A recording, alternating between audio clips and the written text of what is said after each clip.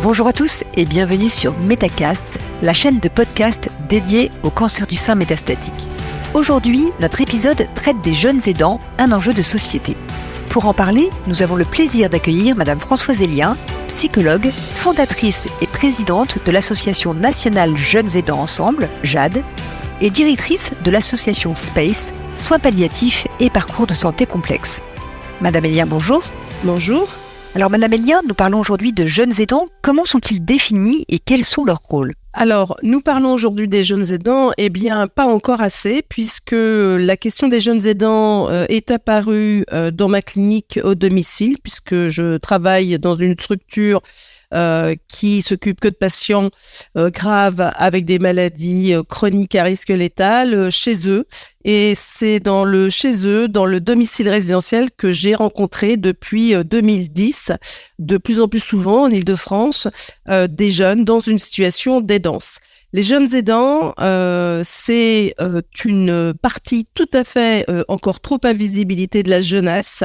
J'ai eu beaucoup de mal à être entendue et que les réponses apportées pour ces jeunes soient autre chose qu'au titre de la prévention et la protection de l'enfance. On imagine le placement. Parce que oui, ça concerne pour beaucoup 60% de ces jeunes aidants qui apportent un soutien régulier à leurs parents, père, mère, frère, sœur, grand-père et grand-mère. Et bien 60% d'entre eux s'occupent d'une maman et le plus souvent atteint d'un cancer et le plus souvent d'un cancer du sein. Leurs rôles sont identiques à ceux des adultes, mais peut-être que au fil du podcast, je pourrais affiner mon propos sur ce que réalisent au quotidien ces jeunes. Alors nous pouvons tout à fait imaginer que ce rôle d'aidant peut être lourd à porter pour ces jeunes. Quelles difficultés majeures rencontrent-ils ?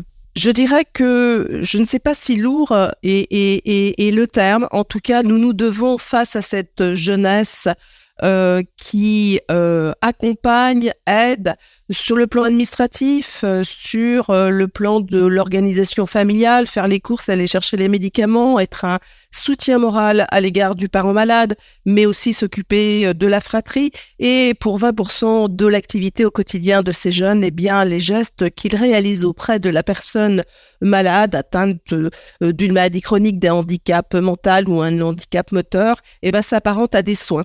Donc, nous devons de programmes de prévention et c'est toute l'ADN de l'association nationale Jeunes Aidants Ensemble, première association en France se préoccupant et apportant des réponses aux jeunes aidants. Eh bien, nous devons faire de la prévention des conséquences psychopathologiques. Les principaux effets négatifs de l'aidant chez les jeunes, et encore, il y aurait à faire des focus sur les jeunes enfants et puis les adolescents, eh bien, ce sont des troubles anxio-dépressifs, des troubles du sommeil, des difficultés scolaires, un isolement social, mais aussi pour un certain nombre d'entre eux, des difficultés à se projeter dans l'avenir. Ce que nous réclament ces jeunes, ce n'est pas d'arrêter d'aider, mais c'est d'être aidés à aider, de pouvoir continuer à apporter une aide tout en continuant leur vie d'enfant, leur vie d'adolescent ou leur vie de jeunes adultes aidants. On considère que les jeunes aidants, nous utilisons la définition de l'association internationale pour les jeunes aidants. Les jeunes aidants sont des mineurs qui apportent une aide régulière et de qualité en termes de type de soins différents, mais quelque chose qui est tout à fait évalué grâce à des échelles qui existent et qui sont validées scientifiquement, notamment des échelles anglo-saxonnes qui nous permettent de savoir ce que font ces jeunes, combien de temps et surtout qui nous permettent de mettre en place des dispositifs de prévention pour éviter que ces enfants doivent supporter ce qu'on peut appeler la double ou la triple peine. Vous nous l'avez dit, ces jeunes ont besoin d'aide. Quel soutien peut-il être apporté et quels en sont les effets ? Alors la première aide, puisque aujourd'hui, mais ce aujourd'hui me semble dater d'il y a quasiment 20 ans, on parle du grand virage ambulatoire, comme si aujourd'hui les gens qui sont malades, quel que soit le type de maladie, avaient le choix entre rester à l'hôpital ou aller chez eux. Bien évidemment, la réponse est non, ils n'ont pas le choix, ils sont chez eux de fait. Ce qu'il faudrait absolument pouvoir réaliser en termes de prévention, c'est qu'il y ait un renforcement des aides à domicile. Je parlais de cette catégorie de personnel, elle aussi assez invisibilisée, pas très bien traitée, très mal payée, pas suffisamment formés, que sont les auxiliaires ou les aides à domicile, ce qui permettrait aux enfants de ne pas abandonner leur cours de piano, leur club de foot, pour aller au cinéma avec des copains. C'est-à-dire comment on pourrait décemment, pour se préoccuper de cette jeunesse qui, ne l'oublions pas, est l'avenir, notre avenir à nous, adultes, l'avenir de la société, leur renforcer les aides à domicile. Les passages infirmiers, faire en sorte peut-être que ces jeunes n'aient pas de gestes à réaliser qui s'apparentent à des soins qui, en fait, est une réalité qui met quand même le doigt sur une de nos défaillances de notre système de santé et notre système social. À côté de ce qui pourrait être entendu comme étant des effets négatifs de l'aidance sur, ne l'oublions pas, des enfants qui sont en cours de construction, en cours de développement psycho-affectif, ou les adolescents qui, de plein fouet, vivent cette crise existentielle dans un contexte qui va majorer leurs difficultés à résoudre cette crise existentielle. C'est une façon de nommer la crise d'adolescence, ou en tout cas l'adolescence. Le mot crise n'est pas très, très joli.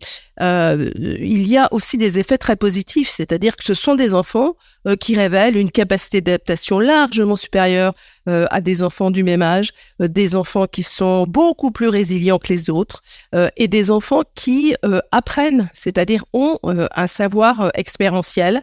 Et ces jeunes ont, c'est ce que dit Gwenaëlle Tual, qui est présidente de l'Association française des aidants, elle appelle ça, je trouve ça très joli, des vulnérabilités capacitaires.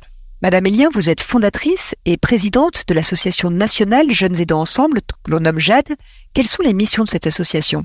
Le projet politique et sociétal porté par cette association depuis 10 ans est de donner la parole aux jeunes aidants et de tricoter avec eux les réponses à leurs besoins et non pas d'imaginer des dispositifs qui prétendument, parce que nous sommes adultes, nous aurions anticipé que nous savions parfaitement ce qu'il leur fallait. Et ben c'est pas comme ça qu'on travaille à JAD. À JAD, on a fait des évaluations de besoins.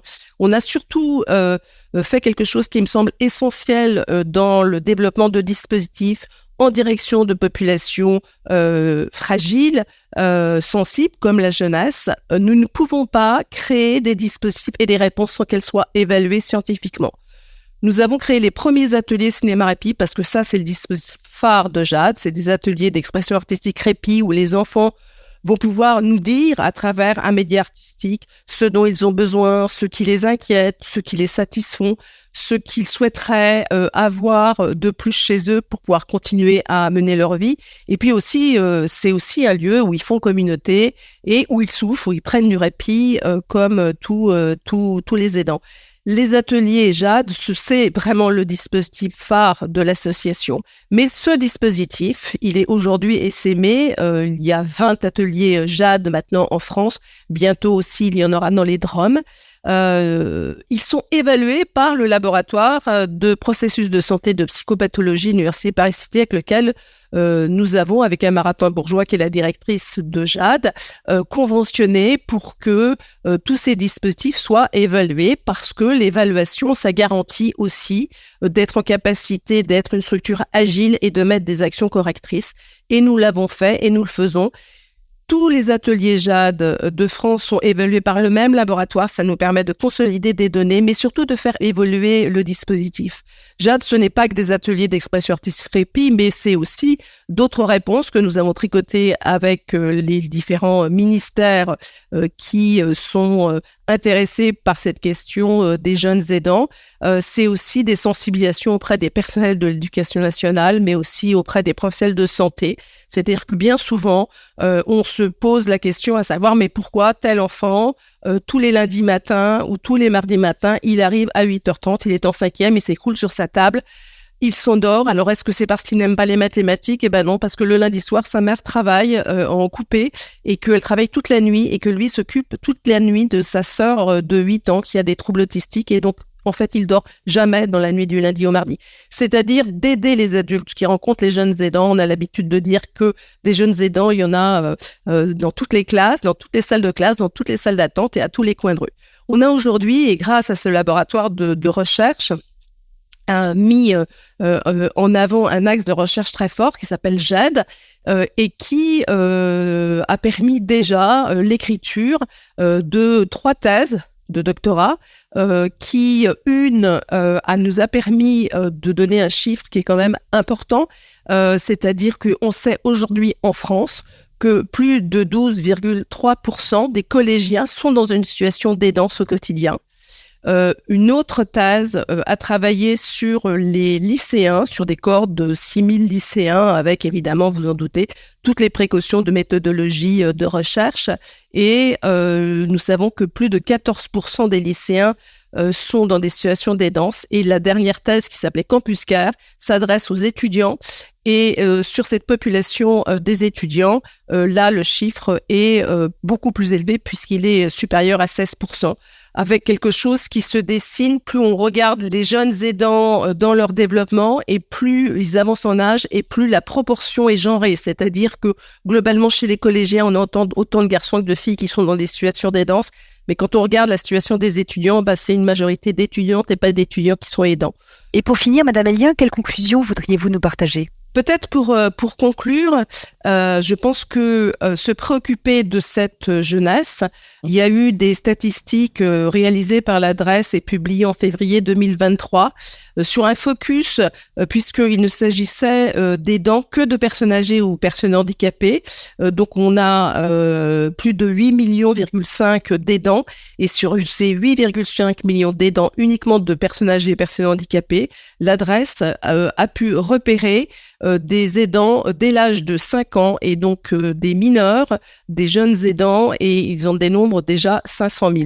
Donc ce qui veut dire qu'au vu du nombre de cancers en France et d'autres pathologies, notamment je pense à certaines maladies neurologiques dégénératives type sclérose en plaques, etc., on se doute bien que le nombre de jeunes aidants, à mon avis, avoisine plutôt le million plutôt que les 500 000 ou un autre chiffre.